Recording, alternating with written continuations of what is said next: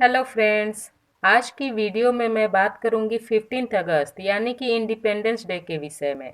जैसा कि आप सबको पता है कि 15 अगस्त को हम सभी इंडियंस पूरे गर्व के साथ इंडिपेंडेंस डे यानी कि स्वतंत्रता दिवस सेलिब्रेट करते हैं। 15 अगस्त 1947 ही वो दिन है जब हमारा देश भारत ब्रिटिश शासन की गुलामी से आज़ाद हुआ था। लेकिन क्या आप सबको ये पता है कि स्वतंत्रता दिवस 15 अगस्त को ही क्यों मनाया जाता है? शायद आप में से कई लोग ये नहीं जानते होंगे। आज की इस वीडियो में मैं आपको बताऊंगी कि क्यों देश की आज़ादी का दिन 15 अगस्त ही चुना गया। So let's start the video. हम सभी इंडियंस एवरी ईयर 15 अगस्त को अपना इंडिपेंडेंस डे मनाते हैं। 15 अगस्त 1947 को हमारा फर्स्ट इंडिपेंडेंस डे था। उसी दिन भारतवर्ष का जन्म होता है एक नए देश के रूप में। अब सवाल ये है कि ये डेट 15 अगस्त ही क्यों है? उस समय देश में कांग्रेस जो आज़ादी के आंदोलन को लीड कर रही थी, वो 1930 से 26 जनवरी को आज़ादी दिवस के रूप में मना रही थी। हालांकि उस समय तक आज़ादी मिली नहीं थी, लेकिन ये संकेत के रूप में पूर्ण स्वराज दिवस मनाया जाता है, क्योंकि 26 जनवरी 1930 को लाहौर रिजोल्यूशन ऑफिशियली कांग्रेस के द्वारा पास किया गया था और उस समय कांग्रेस के प्रेसिडेंट थे जवाहरलाल नेहरू। तो पूर्ण स्वराज की डिमांड 1930 से चली आ रही थी और उसे एवरी ईयर सेलिब्रेट किया जाता था 26 जनवरी को। मकसद यही था कि जिस दिन पूर्ण स्वराज मिलेगा तो कोशिश रहेगी कि 26 जनवरी को इसे मनाया जाए।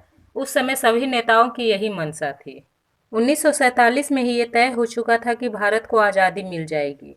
ब्रिटेन में जब लेबर पार्टी की गवर्नमेंट पावर में आई थी वर्ल्ड वॉर 2 के बाद, उसने ये तय कर लिया था कि भारत को आज़ादी देनी है। 1946 में कैबिनेट मिशन भेज दिया गया था। बस अब औपचारिकता के रूप में इसे पूरा करना था सत्ता हस्तांतरण के द्वारा, जिसके लिए एक डेट फिक्स करनी थी।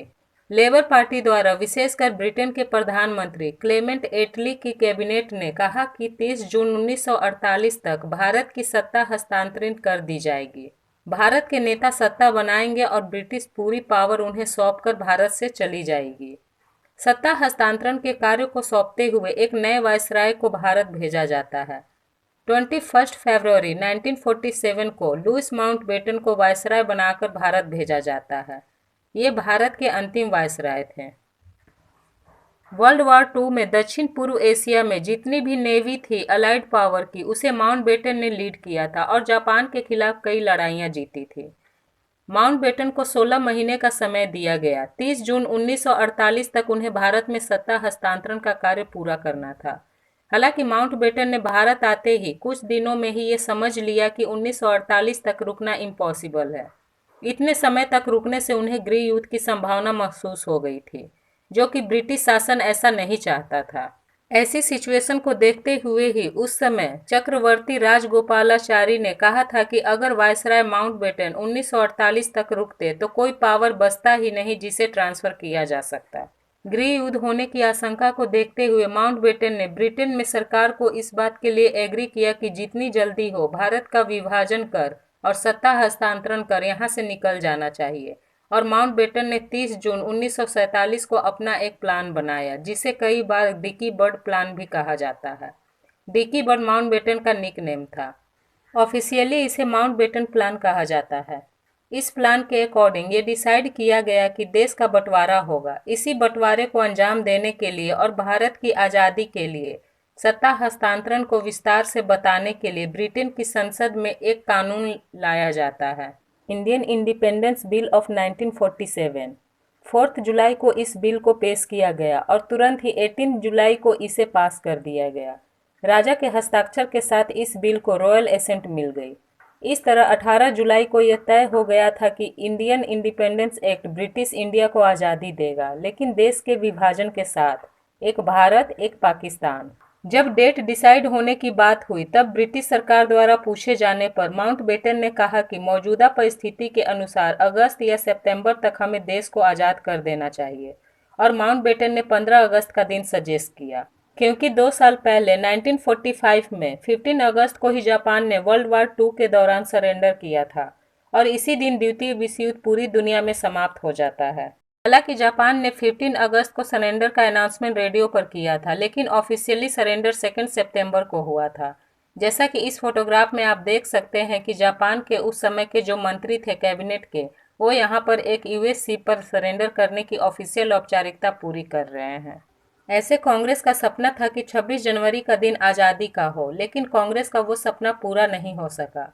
इसलिए जब संविधान बनकर तैयार हुआ 2 साल बाद, तब नवंबर का महीना था, तब कांग्रेस नेताओं ने कहा कि 2 महीने रुक जाते हैं, 26 जनवरी को संविधान लागू करेंगे, जिससे पूर्ण स्वराज की मेमोरी को भी हम ऑनर कर पाएंगे।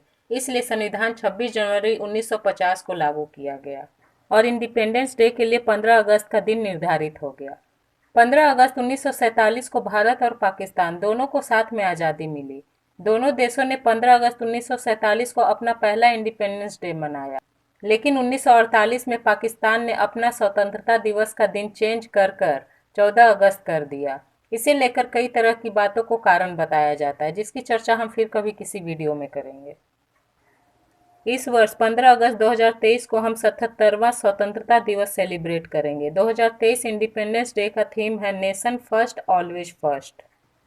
इंडिपेंडेंस डे के दिन देश के प्रधानमंत्री लाल किले से पूरे देश और देश के नागरिकों को संबोधित करते हैं।